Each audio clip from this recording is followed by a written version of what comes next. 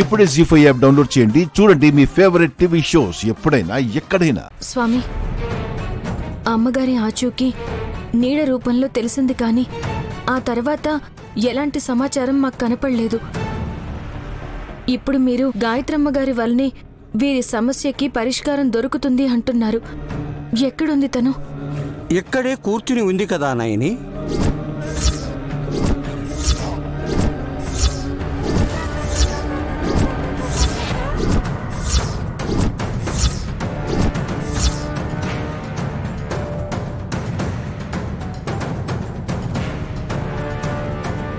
ఏంటి గురువుగారు, ఈ పిల్ల గాయత్రి వదినా?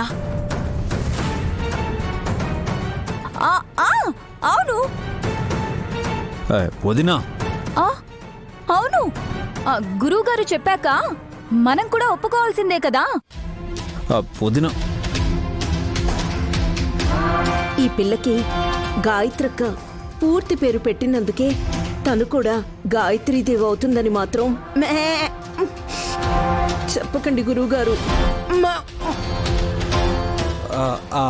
ఆస్తులు పిల్లకి కలిసొచ్చినందుకు తనే యువరాణి అయింది కాబట్టి తనని గాయత్రి పెద్దమ్మగా గుర్తించండి అని ఆదేశించండి గురుగారు.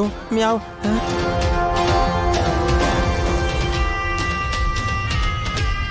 ఎవరికి ఈ పని హక్కుని, అధికారాన్ని, ఆస్తిని ఈ పిల్లకిచ్చారు? మేం కూడా ఆ గౌరవం ఇవ్వాలని మీరలా చెప్పకండి బాబో. లేదు, నేను నిజమే చెబుతున్నాను. మీరే ఎక్కువగా ఊహించుకుని కంగారు పడుతున్నారు.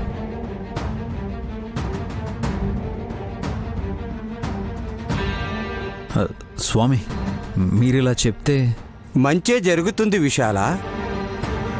నా తొలి బిడ్డ ఎన్నాళ్లైనా దొరకలేదని నేను పడుతున్న బాధని చూడలేక ఇలా చెప్పి నన్ను సంతోషపెట్టాలనుకుంటున్నారా స్వామి? స్వామి, ఇప్పుడు మీరు నిజమే చెప్పినా నమ్మలేకపోవచ్చు. అబద్ధం చెప్తే అయ్యబోయాలు గురి కావచ్చు.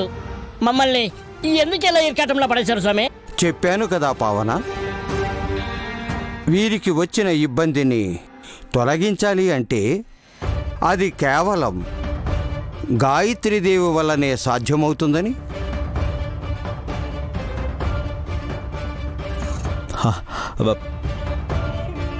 ఈ పాపని గాయత్రక్క అనుకోవాలా? గాయత్రక్కనేనా?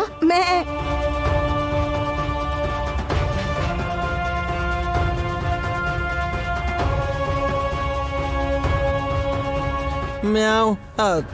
చెప్పండి గురుగారు. చెప్తాను. విశాల, పాపనెత్తుకో.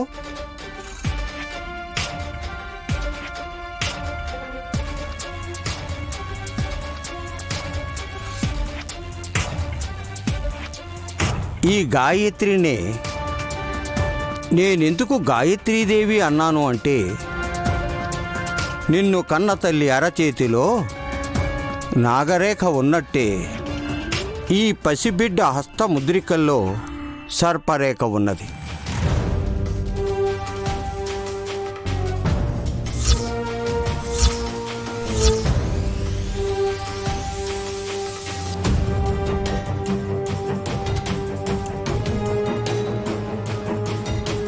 జీ5 యాప్ డౌన్లోడ్ చేసి అన్ని ఎపిసోడ్స్ పూర్తి ఉచితంగా చూడండి.